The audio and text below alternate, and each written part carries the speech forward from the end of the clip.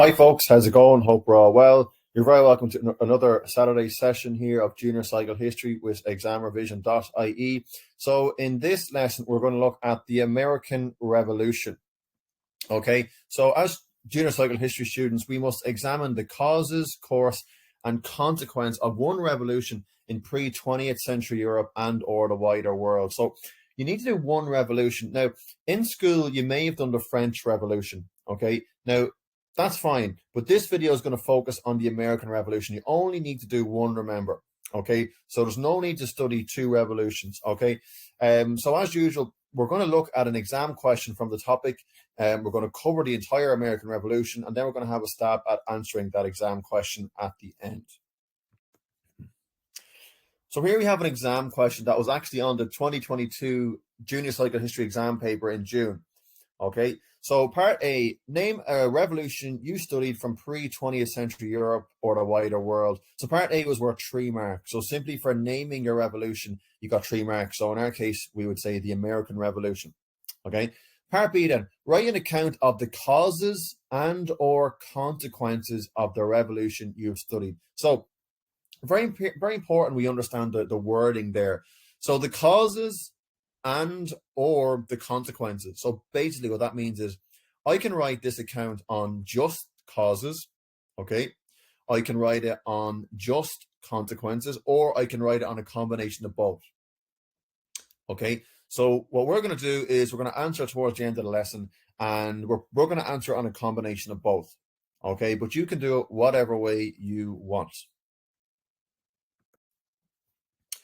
Now that question was worth 18 marks. So as usual, each valid relative point is worth 3 marks, and developing and explaining these points is worth another 3 marks. Okay, so you must make 6 points and develop them for full marks. Okay, you must make 6 valid points and develop them to be guaranteed full marks in a question like that to get your full 18 marks. Okay, but we're going to look at that in more detail at the end of the lesson. So what was the American Revolution, okay, or what's the background to it? Well, between the 17th and 18th centuries, Britain set up colonies on the east coast of what is now the USA. So these are the colonies here. These are the original 13 colonies, okay? And these are now just US states: Georgia, South Carolina, North Carolina, Virginia, Maryland, New York, New Jersey, etc., Pennsylvania, okay? And this all would have began in 1492 when Columbus first discovered the Americas. Okay, so when he discovered the Americas, it prompted many other explorers from other European nations to explore what is now America. Okay, and Britain were the first to begin setting up colonies on America's east coast. Okay, and settlers from Britain and Europe settled in these colonies over the course of a couple of centuries. Now, by the mid-18th century, the colonists, so when I say colonists, I mean the people who are living in those colonies, they wanted to start governing themselves and be independent from Britain. And this would lead to the American Revolution. So, like, for example, you know, British settlers might have settled there, okay, maybe in the year 1650, okay? And those British settlers would have had children, and then they would have had children. So their children and their children's children would have been born in America, and they began to not recognize themselves as British. They began to say, well, I'm American. I was born in this land. I was born in North Carolina. I'm not British. I'm American. Okay. So the people who lived in these colonies began to identify themselves as American, yet they were still being ruled by Britain. So they were still being ruled by a British king over across the Atlantic Ocean in London. Okay, and this kind of change in identity would begin to sort of sow the first seeds of the revolution. Okay, so we're now going to look at the specific causes of the American Revolution. Why did these American colonists want their independence from Britain? Okay, well, Britain, basically, one of the big reasons was tax. The British placed huge amount of tax on American colonists. Remember, the British ruled and controlled these colonies that the Americans lived in, okay? And the Americans felt this is very unfair. The Americans had no representative, really, okay? And their slogan was no taxation without representation. So they're like, why are we paying tax to some British king over in England when he doesn't even represent us? Okay, so the first tax that we're going to talk about, and it was a major cause of the American Revolution, were the Navigation Acts. Okay, and these were laws brought in by Britain, and these laws stated that America could only trade with Britain. So American colonists couldn't sell their produce to other countries.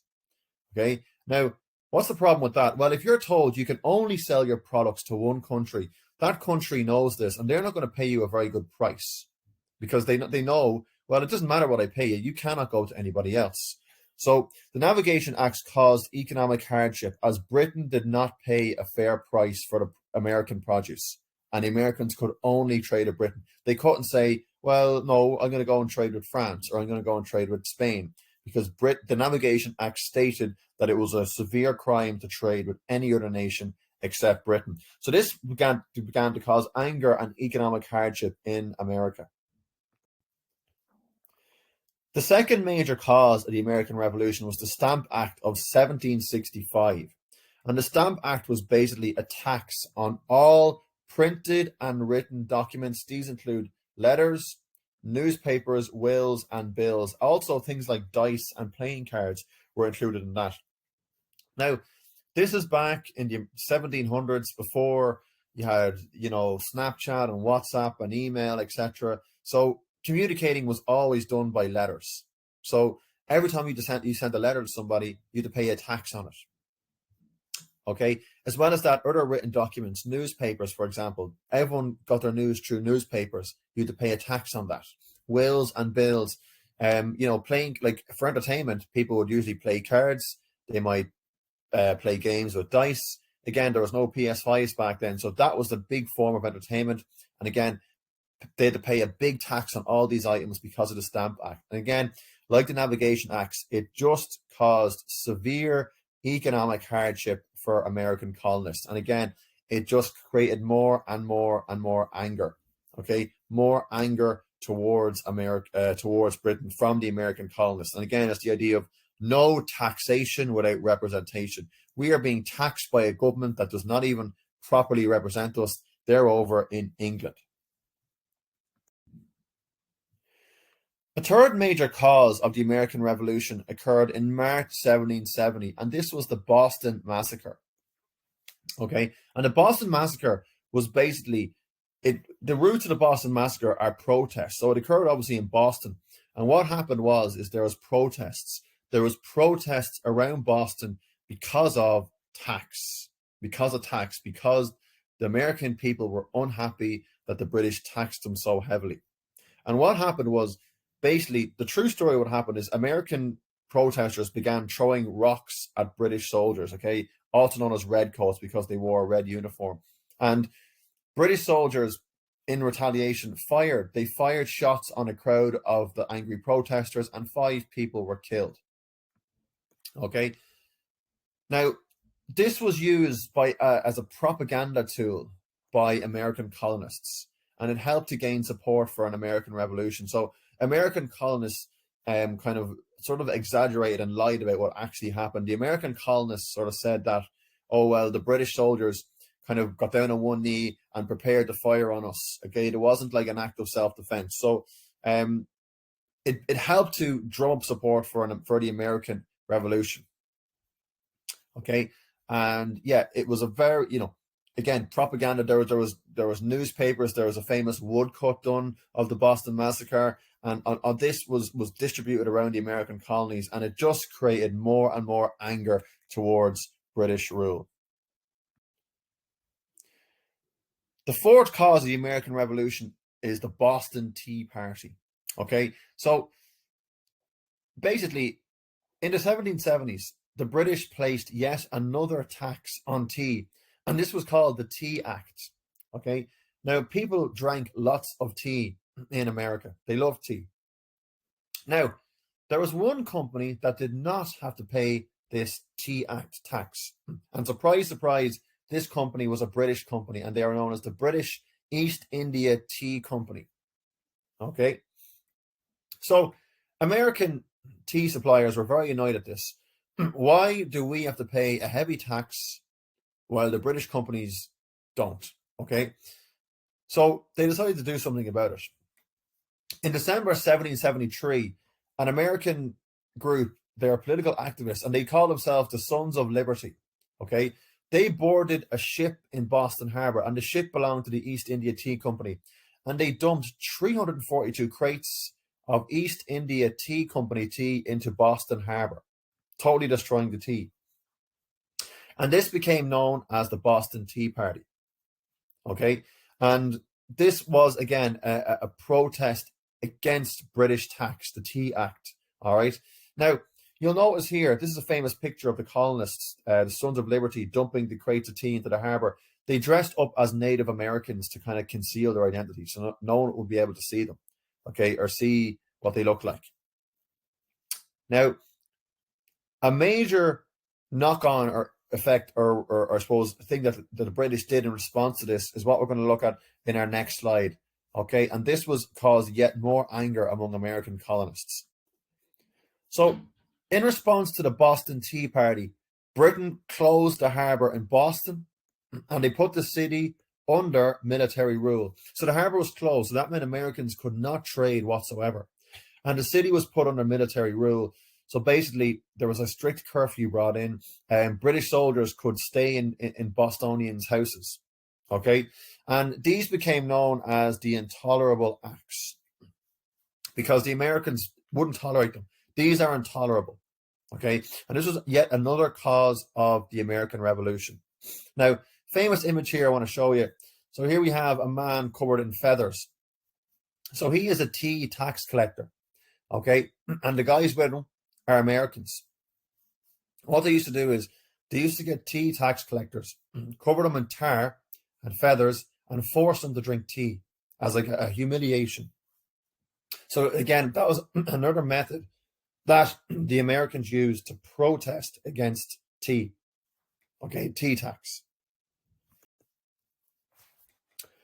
So a sixth major cause of the American Revolution was the meeting of the Continental Congress. Now, the Continental Congress would meet twice.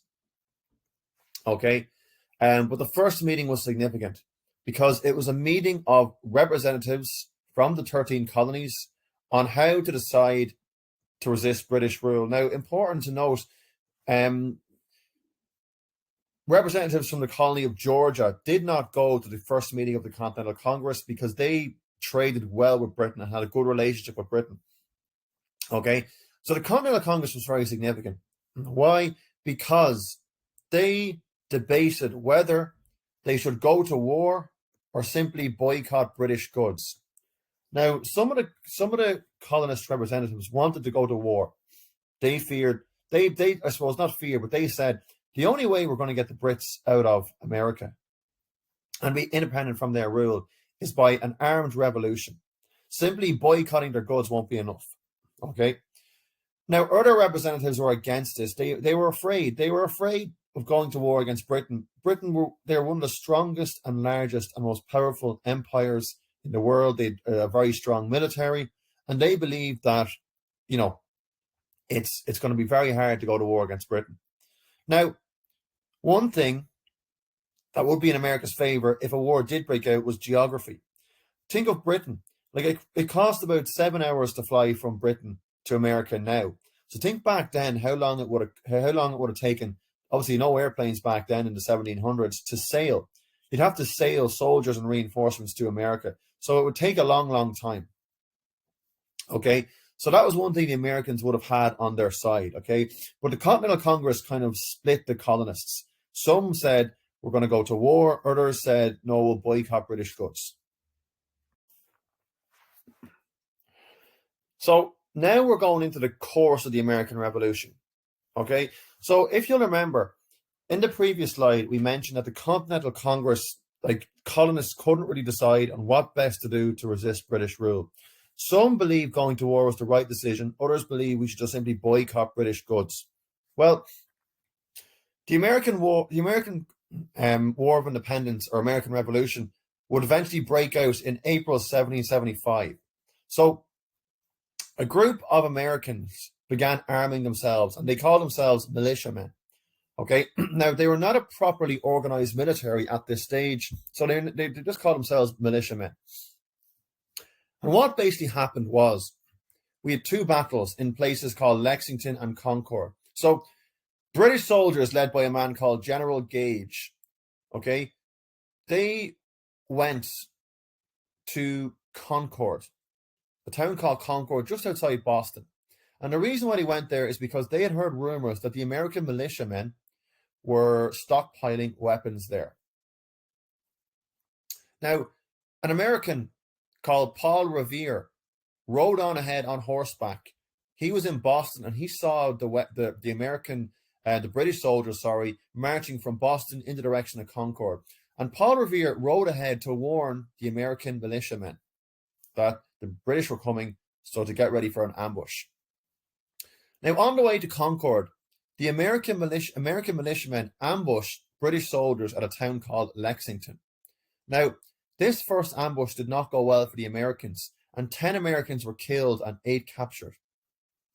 Now, the British, despite this ambush, continued to march to Concord. Now, when they reached Concord, they found no weapons. The weapons were gone. And the Americans had staged a secret ambush. And this ambush was far more successful in Concord, and 73 British soldiers were killed. Okay, I'm going to show you a map of that now. So here we have Boston. This is where the British soldiers were stationed. And the British soldiers are the red line, and they began marching, and their target was Concord here. Now, they marched, and on the way to Concord, they came through Lexington, and they were ambushed here by the Americans, but the British actually killed 10 Americans. The British continued to march towards Concord, and here they were ambushed by a much larger American force, and there were 73 British soldiers were killed. Now, I mentioned a man called Paul Revere. Okay, so Paul Revere is in the blue line here, and he was stationed in Boston. He was an American, and he saw the British soldiers set out, and he rode on ahead on horseback to warn Americans that the British were coming. And this would be the first act of the American Revolution. And this occurred across April 18th and 19th, 1775. Now, following this in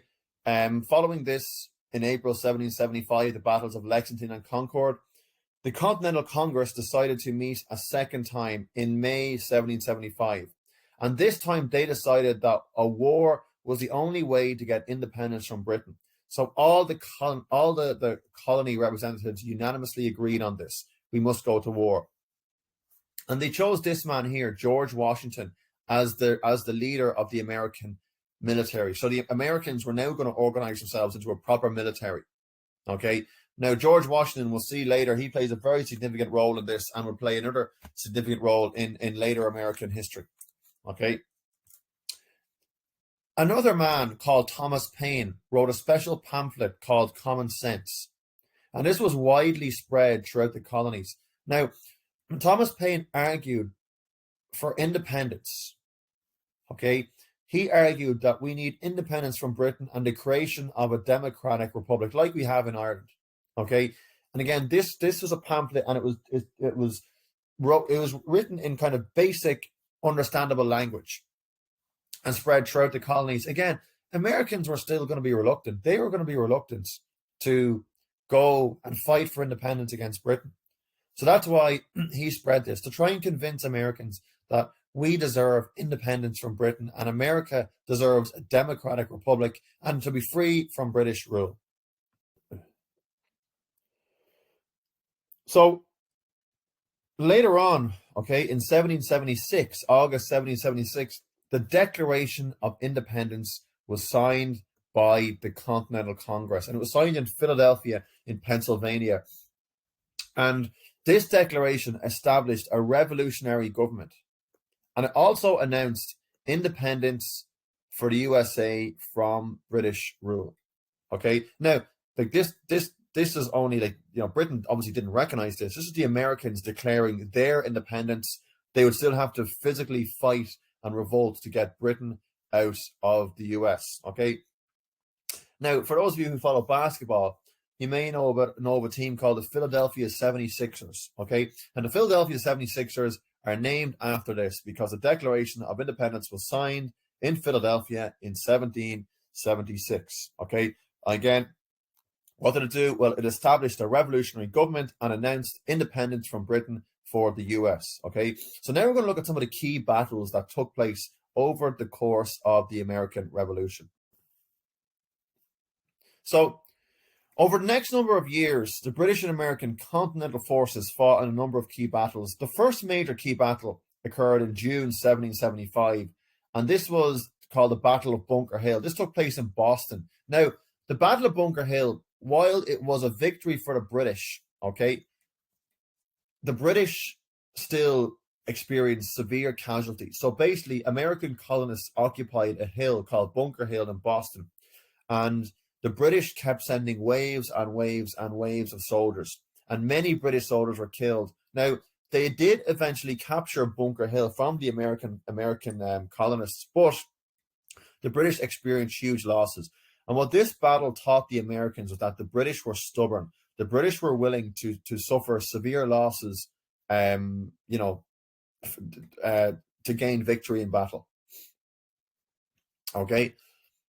The second battle was the Battle of New York, okay, which occurred in August 1776. And again, this was victory for this was a victory for the British. Now, the Battle of New York, while it was a military victory from the British, it was also successful for the Americans. The American, at this time, they're called the Continental Army.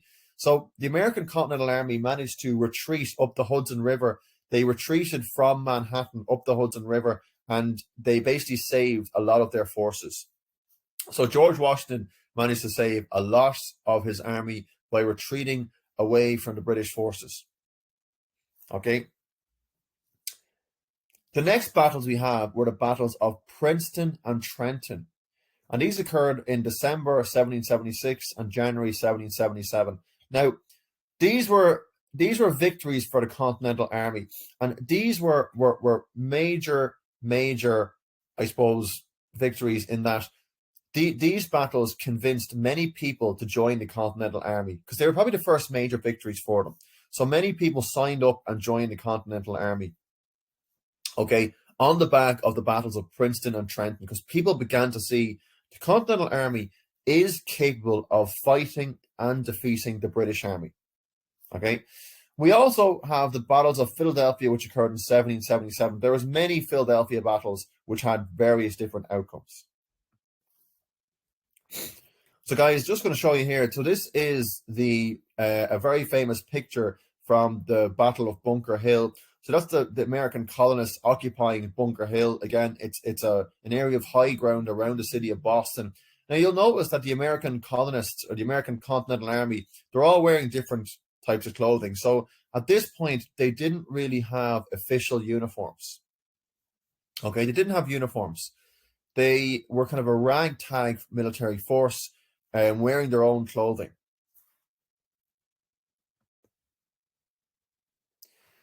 So the next battle, the next major event we have is the winter at Valley Forge.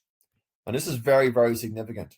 So up until this point, the war had been not going very well for the American Continental Army. Yes, they did have some victories at Princeton and Trenton, but overall they were being defeated by the British. Now, George Washington took his army up to a camp in Valley Forge in 1777 and 1778. And what he did here is basically he trained his army.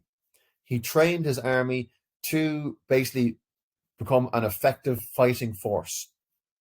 So they did a lot of hard training drills. They went on long marches. They were punished severely for desertion. George Washington stayed with his army during this winter, and he gained the respect of his military as a result. So, he really gained the respect of his military for spending the winter with them in Valley Forge. Like, he was the general of the army. He didn't have to do this, but he stayed with the soldiers, and respect for him grew. Okay, so with the help of another man was here, a German general called General von Steuben. So General von Steuben, with the help of von Steuben, Washington transformed his army into a fighting force capable of defeating the British. So his army were now ready. His army were now ready to fight and defeat Britain.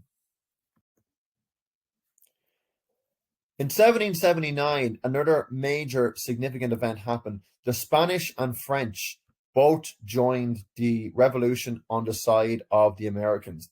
So the Spanish and French were watching closely, particularly the battles of Trenton and Princeton. And the Spanish and French, these battles convinced them that America can win this war and we're going to join on the side of America. Okay. And one of the big reasons, like the Spanish and French were like Britain, they all had imperial ambitions. They wanted to conquer and take over new land. Okay. Another factor was religion.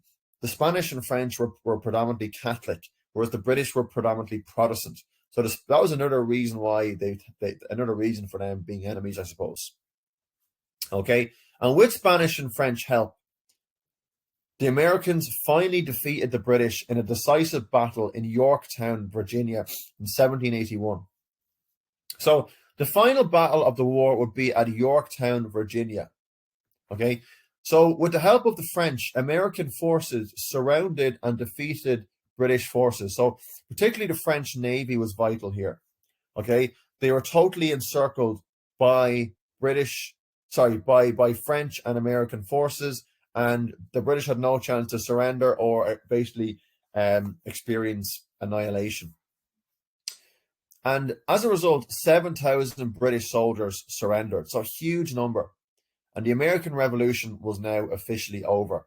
Britain was now out of America. They had been driven out of America by the American Continental Army, the American Revolutionary Forces. So we're now going to look at the results and consequences of the American Revolution. So following the defeat of Britain, America was officially recognized and organized into its own democratic, independent country. So the formation of the United States of America, the USA. So this occurred on the 3rd of September, 1783, when what was called the Paris Treaty was signed. Okay, and this meant that Britain recognized the US as a free, independent country, and Britain was now gone from America.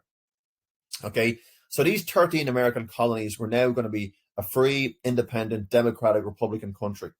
Now, the US would eventually grow and expand from 13 states to 50 states as we know it to this day over the next 200 years, and it would reach all the way from the Pacific Ocean. So the US has access to both the Atlantic and Pacific Oceans. Okay, now while this expansion, I suppose, it had a big negative impact on Native American peoples. Remember, the main people who inhabited the American colonies were, white people from Europe, okay, as well as slaves taken from Africa. But you also had Native American peoples who lived on the, North, Central, and South American continents. And these people lived there. These were the original people who lived there, okay, before any Europeans arrived. And these people had their lands taken off them. And many of them were killed, and they were driven off their land, and their religion and cultures were wiped out. So that's a negative impact of the formation of the USA. So this is what the USA as we know today. So originally it was the 13 colonies on the East Coast. It then grew into, they expanded westwards.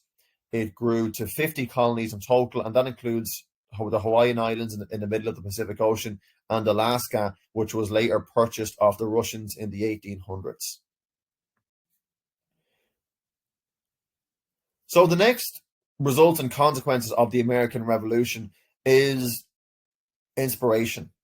They inspired other nations to gain independence. Many countries had watched from a distance and seen how American colonists fought against British rule and gained their independence. And this inspired many other independence movements.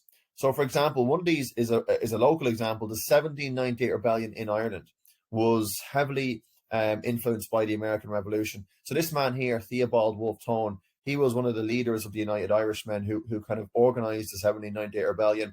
Wolfe Tone was very, very much inspired by the American Revolution. He actually went to America to get help from the Americans in the 1798 rebellion.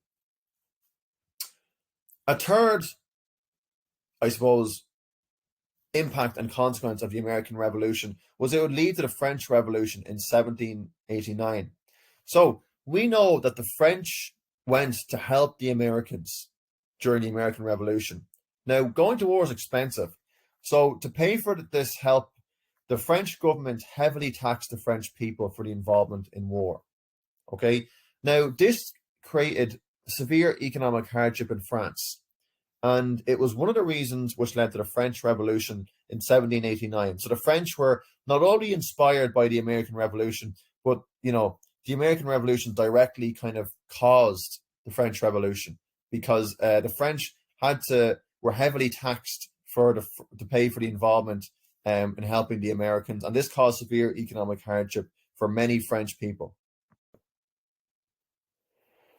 The fourth and final consequence of the American Revolution is the campaign for equal rights. So the American Declaration of Independence and the American Constitution stated that all men are created equal. Now, this would not be true. This really isn't true because in America, like not only did you have, the Americans, first of all, many Americans had slaves, African slaves that were forcibly taken. So they're not equal. Other minority groups, such as these guys here, Native Americans, were not equal. Like they had their land taken off them by Americans, and many of them were killed. Women as well were not equal at the time in I suppose all societies. Okay, so the Declaration of Independence stated that all men are created equal. These words would inspire minority groups such as women, slaves, and Native Americans to go and campaign for their equal rights. So then, to go back to our exam question, guys. So, name a revolution you've studied from pre-20th century Europe or the wider world. So, R1 is the American Revolution. Again, 3 marks simply for saying that. Now, write an account of the causes and or consequences of the revolution you've studied. Okay, so we're going to go through a sample answer on this. Now, again, to reiterate, this question is worth 18 marks. So you need to make 6 well-developed points to get full marks here. Now, my answer is going to be based off 3 causes and 3 consequences. Now, your answer doesn't. If you want to, do a different answer, that's fine. If you want to do if you feel I know the causes really well, I'm not so sure on the consequences, that's fine. You could do 4 or 5 causes and 1 or 2 consequences. That's absolutely fine. Okay. It depends what you're comfortable with, but it is probably easiest to split this up into 3 and 3. Okay, but just be aware, if you only know 1 or 2 consequences, you need to make that up by talking about maybe 4 or 5 causes to be guaranteed your full marks or near full marks. So part A, very straightforward. Name a revolution, the American Revolution. Okay. Write an account of the causes and or consequences of the revolution you studied. So, like if you say American Revolution, obviously part B must be on the American Revolution. You can't turn around and start talking about the French Revolution here, or you'll get no marks. Okay, it must be on the revolution you named here. So, this is my account on it. Okay, so in the 18th century, American colonists began to demand independence from the British rulers, eventually leading to the American Revolution. There are a number of causes of the American Revolution. So in my answer, I just have a little tiny opening paragraph here, basically just providing a little bit of background information on the American Revolution. Okay, and then I'm going to go straight into what are my 3 causes of the American Revolution, and then I'll go into my 3 consequences of the American Revolution. So, firstly, American colonists were unfairly taxed by the British in a number of ways. The Navigation Acts stated that America could only trade with Britain. This caused economic hardship as Britain did not pay a fair price for their produce. Okay. The Stamp Act. Okay, so this is my next cause here. The Stamp Act of 1765 was a tax on all printed and written documents, such as letters, newspapers, wills, and bills, causing more economic hardship. Okay.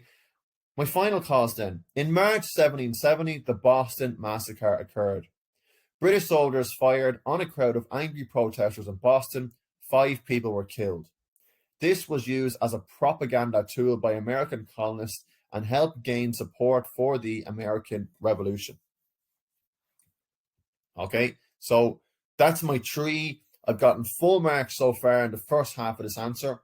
Now, I've decided I'm going to split this answer into 2. Now, if you wanted, you could continue and talk about more causes, but I'm going to talk, just for more balance, the second half of my answer, I'm going to talk about the consequences of the American Revolution.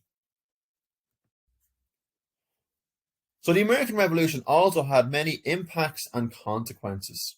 Firstly, the United States of America, or USA, was formed after the signing of the Paris Treaty on the 3rd of September 1783, which meant that Britain recognized the United States as an independent country. Okay, that's my first consequence or impact there. My next one then. The American Revolution also inspired other nations to gain independence. Okay, an example of this is the 1798 rebellion in Ireland. Final consequence 10. So finally, the Declaration of Independence stated all men are created equal. But this was not the case. So these words inspired minority groups such as women, slaves, and Native Americans to campaign for equal rights. So guys, that's my sample answer there. Now, if you want, you can do your own one.